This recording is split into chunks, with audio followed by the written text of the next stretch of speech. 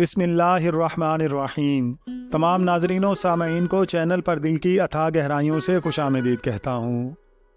ناظرین کرام، مناقب المحبوبین میں ہے کہ میاں غلام رسول خان افغان فرماتے تھے کہ میں نے ملا محمد فاضل توسوی کی زبان سے سنا ہے کہ میں حضرت قبلہ عالم رحمۃ اللہ علیہ کے وصال والے سفر میں حضرت غوث زماں رحمۃ اللہ علیہ کے ہمراہ تھا، جب قبلہ عالم کی زیارت اور توجہ خصوصی کے بعد ان کے حکم سے آپ مسجد خدا بخش مہار میں تشریف لائے اور حضرت قبلہ عالم رحمۃ اللہ علیہ وصال فرما گئے تو مجھے فرمایا کہ دیکھتے رہنا، جب حضرت قبلہ عالم رحمۃ اللہ علیہ کا جنازہ اس راستہ سے گزرے تو مجھے خبر کرنا۔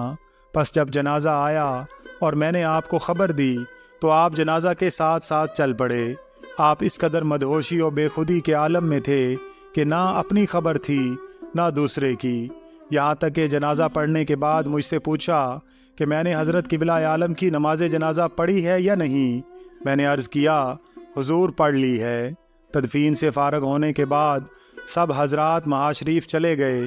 حضرت غوث زماں رحمۃ اللہ علیہ تمام رات مزار پر انوار پر حاضر رہے۔ صبح مہار شریف فاتحہ و دعا کے لیے گئے۔ آپ تقریباً 9 ماہ حضرت قبلہ عالم کے مزار مبارک پر معتکف رہے۔ دن میں ایک وقت مہار شریف بھی آتے، صاحب زادگان سے ملتے اور فاتحہ و دعا کرتے۔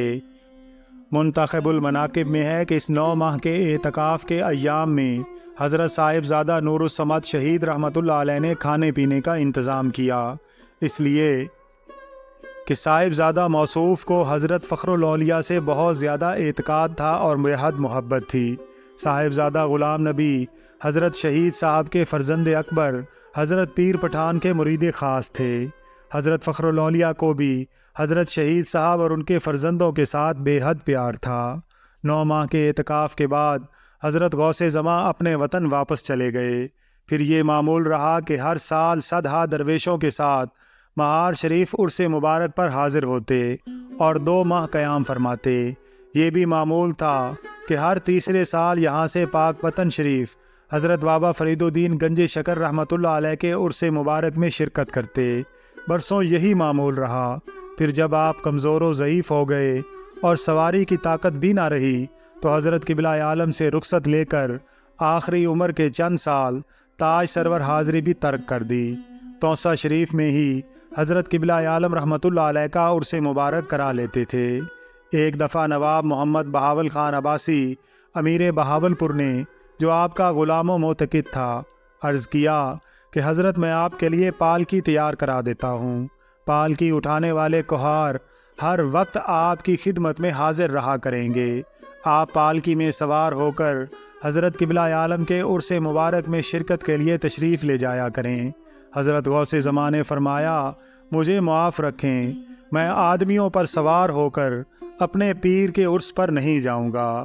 حضرت غوث زماں کو حضرت قبلہ عالم کی صحبت ظاہری صرف 5-6 سال حاصل ہوئی، مگر مقام ایسا عطا ہوا کہ سب اس پر رشک کرتے تھے۔ ایک دفعہ توسہ شریف میں آپ اپنے حجرہ مبارک میں آرام فرما تھے کہ میاں محمد اکرم، جو آپ کا خادم خاص تھا، اس نے عرض کیا کہ قبلہ، کیا ولی کے مزار سے بھی فیض ملتا ہے؟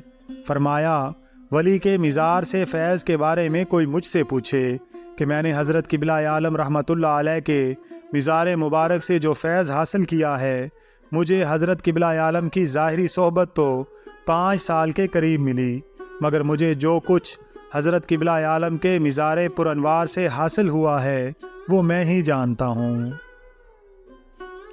کشتگان خنجر تسلیم را ہر زماں از غیب جانے دیگر است۔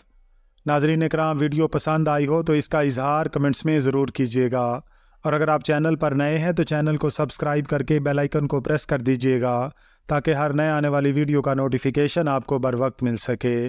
اللہ تعالیٰ سے دعا ہے کہ اللہ تعالیٰ ہم سب کا حامی و ناصر ہو، آمین یا رب العالمین۔